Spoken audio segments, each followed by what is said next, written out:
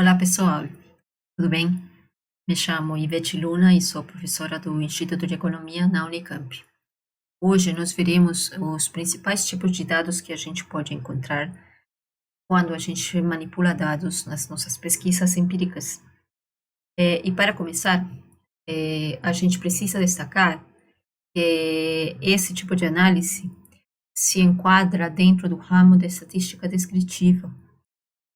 Nesse campo, a gente tem o suporte da estatística para coletar dados, para apurá-los, processá-los, para construir indicadores, elaborar medidas de acordo com o nosso problema de estudo ou o nosso interesse.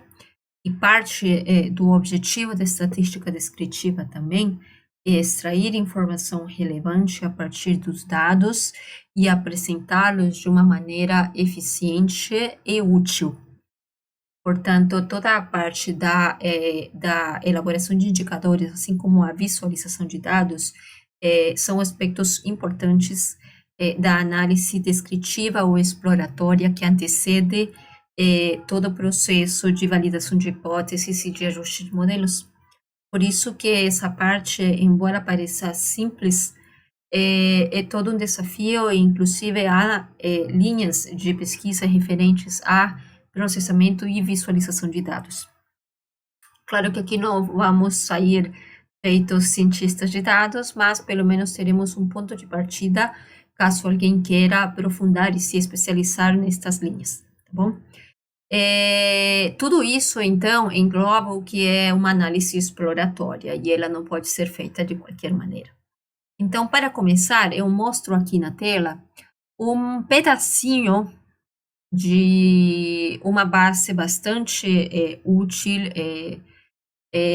elaborada atualmente na responsabilidade do Ministério da Economia, que é a Relação Anual de Informações Sociais, a RAIS.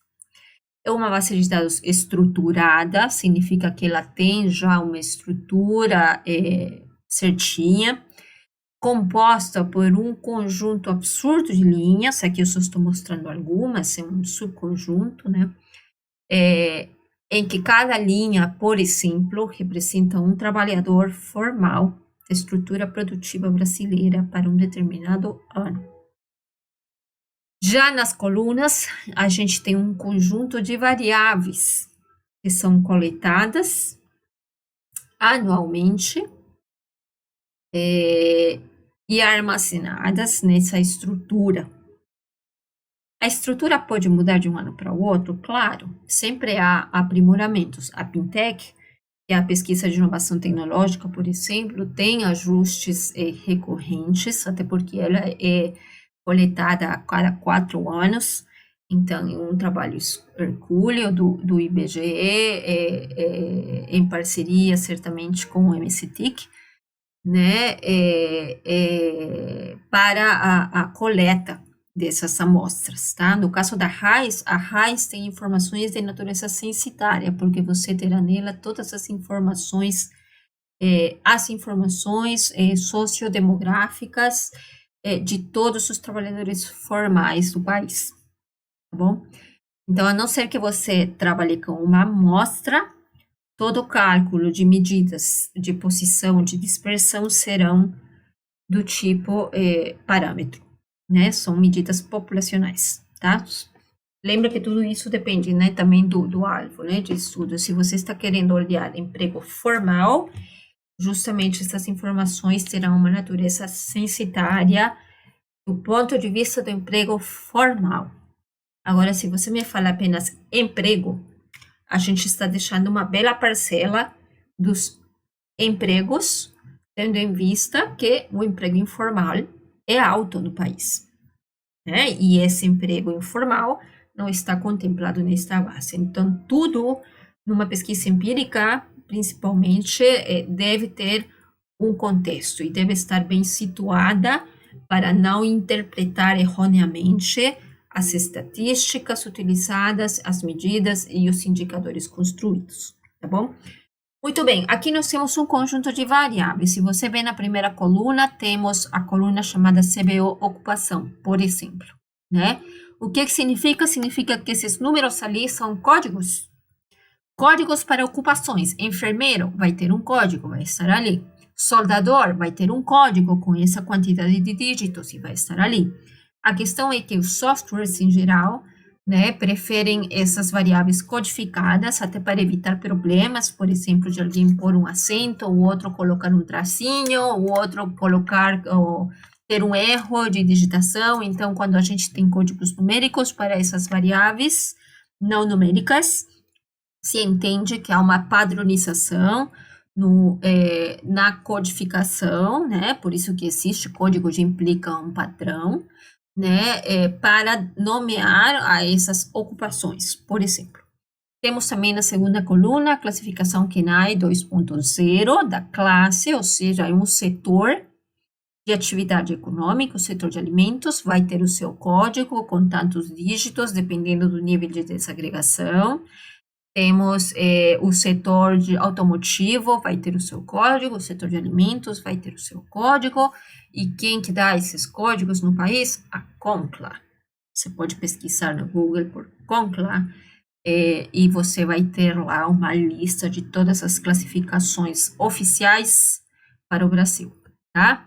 A KENAI 95 é uma classificação anterior, ela também tem reformulações de tempo em tempo, visando aprimorar a classificação e muitas vezes também aproximá-la mais a alguma classificação internacional, de maneira que estudos comparativos, considerando diversos países, seja possível, né? Escolaridade também, você olha lá e fala, tá cheio de é que é uma amostra, né? Mas a gente tem um dicionário associado a cada base estruturada, né? Em que você tem justamente a tradução. Por exemplo, 01 é o código para a escolaridade no nível de analfabeto. O código 9 indica, por exemplo, que o trabalhador tem o ensino superior concluído.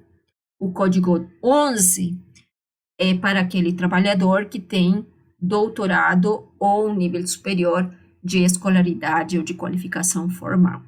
Bom, quantidade de horas contratadas, ali consta 44 horas, né? Provavelmente deve ser o regime 8 semanal, né? Pelo tipo de contrato daquele trabalhador. Há outros códigos, novamente, né? Enfatizando a idade em anos. Então, você olha ali, tem um trabalhador lá, o primeiro com 55 anos de idade naquele ano da pesquisa, o segundo tem 41 anos, o terceiro é 28, e assim por diante, em anos, tá? Não vale 51,5, porque a coleta é feita em anos que o trabalhador já tem.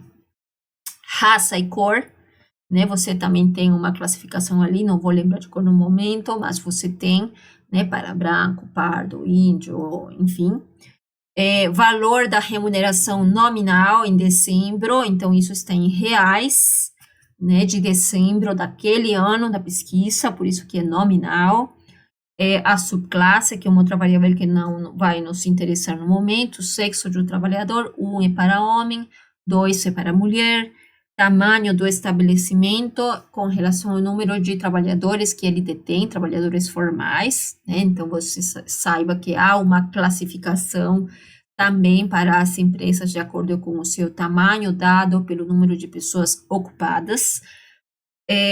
O tempo de emprego do trabalhador, ou seja, quanto tempo que ele está contratado aí nesse posto que ocupa naquele ano da pesquisa, o tipo de vínculo, né? Você vê que tem ali a classificação 10, 90, 20, depende do tipo de vínculo que ele tem, ou seja, o tipo de contrato que ele assinou para com a empresa, né? O estado, que ali sim ele aparece com letrinhas, mas eventualmente você tem o código também, tá?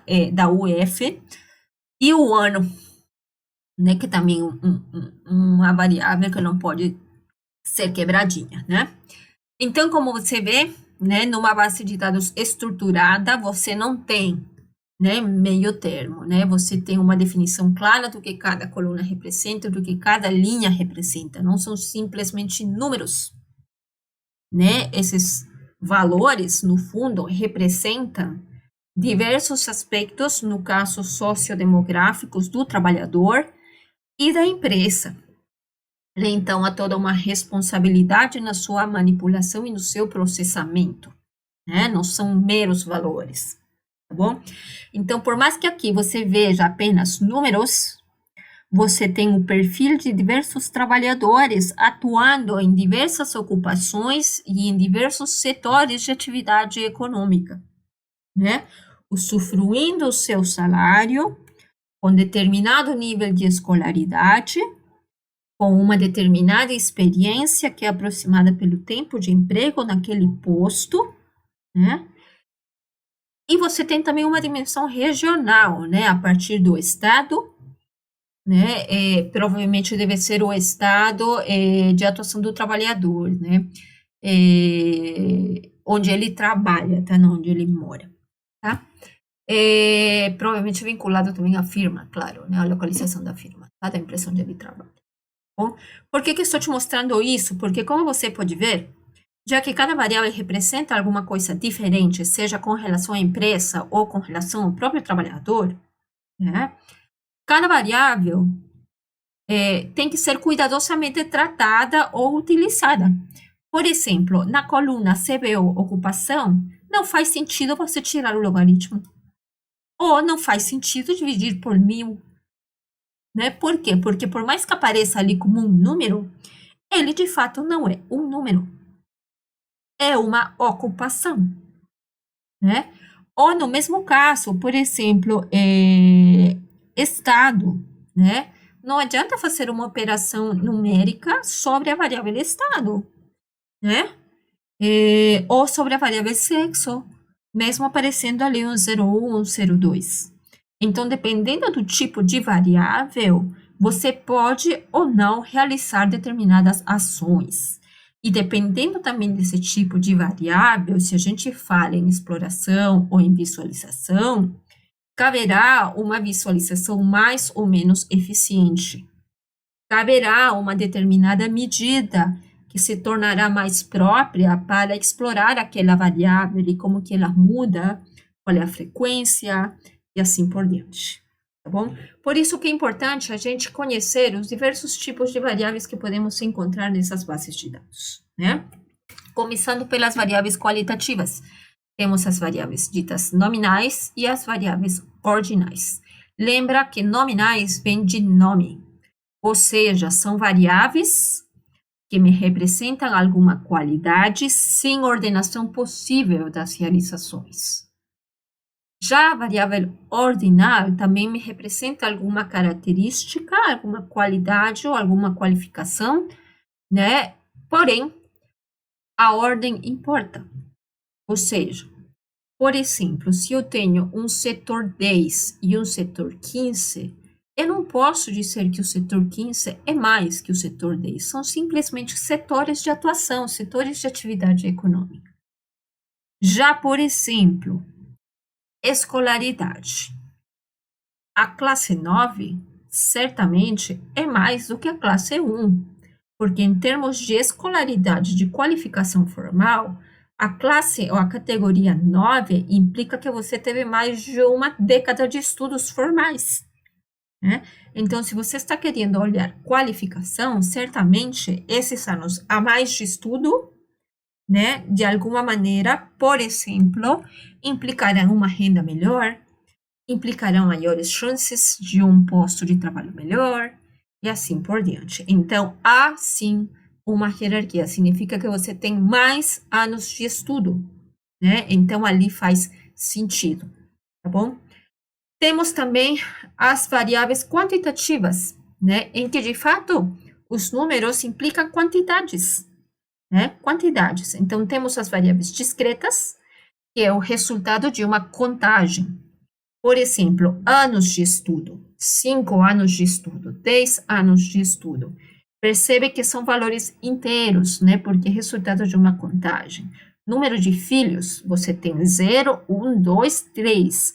Não dá para ter 2,7 filhos, né? Então, você conta e o resultado te dá uma variável quantitativa, de quantidade, discreta. tá? No caso da raiz, você tem, por exemplo, os anos não tem anos de estudo, mas tem horas, né? Quantidade de horas contratadas, né? Que são horas inteiro, a idade, também, porque você só considera os anos já cumpridos, então são anos completos, 45, 58, 21, tá bom? Temos as variáveis também contínuas, que resultam de uma mensuração. Então, se a gente volta um slide, você vê que, por exemplo, o valor da remuneração média nominal tem um número quebradinho aqui. O ponto aqui, no caso, o R utiliza o ponto como separador decimal. Então, você tem aqui valores reais positivos possíveis para a remuneração média nominal daquele trabalhador, né? Então, essa variável será uma variável quantitativa contínua. A modo de exemplo, fechamos aqui o conteúdo, listando alguns, né, valores possíveis para aquelas variáveis na raiz. Por exemplo, o setor, né, o setor de alimentos vai ter um código lá, dependendo do nível de desagregação, a 2, 3, 4, 5 dígitos, né? Temos o setor automotivo, farmacêutico, serviços de saúde. Um não é mais que o outro, porque são simplesmente nomes. Não dá para ordenar, para ranquear, né? Não apenas pelos nomes, né? O sexo do trabalhador, a mesma coisa, é uma variável nominal, porque ela representa uma característica física da pessoa, né? 01 masculino, 02 feminino. Raça e cor também tem uma codificação numérica, mas uma raça não é mais ou menos que outra. Então, será uma variável qualitativa nominal. Já a escolaridade, né?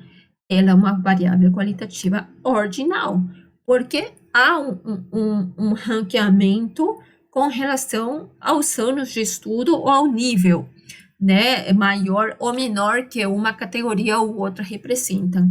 Por exemplo, o nível de analfabeto, o nível de superior completo, de com mestrado, com doutorado, que seria o código 11, né? E assim por diante, com todos os outros níveis intermediários ali na classificação, né? A idade será uma variável quantitativa discreta, como já falamos. A remuneração mensal em salários mínimos, que é uma variável que também você encontra naquela base, pode ser uma variável quantitativa contínua, porque pode vir quebradinho, por exemplo, 4,2 salários mínimos, 5,7 salários mínimos, 10 salários mínimos. Quantidade de horas de trabalho semanal será uma variável quantitativa discreta, porque tem valores inteiros. Se for inteiros, agora não vou lembrar certinho como que consta lá na raiz, mas se for números, horas inteiras, então será uma variável quantitativa discreta. E o ano da pesquisa também, uma variável quantitativa discreta. Por que é importante identificar o tipo de variáveis? Porque cada uma delas receberá um tratamento mais ou menos apropriado. Concorda que eu não posso calcular, por exemplo, a média simples de uma variável nominal, mas eu posso verificar a frequência, posso contar quantos trabalhadores, por exemplo, dentro do setor automotivo eu tenho, quantos trabalhadores dentro do setor farmacêutico eu tenho. E dentro de cada setor eu posso verificar, por exemplo, qual é a ocupação que predomina, né? Então, dependendo do tipo de variável, eu vou poder utilizar alguns instrumentos da estatística descritiva que são mais favoráveis para a realização de uma pesquisa séria. Por isso que os tipos de dados, né, é o nosso primeiro assunto, né? Nos próximos, a gente começará já a ver algumas ferramentas, tá bom? É isso então, muito obrigada e até a próxima.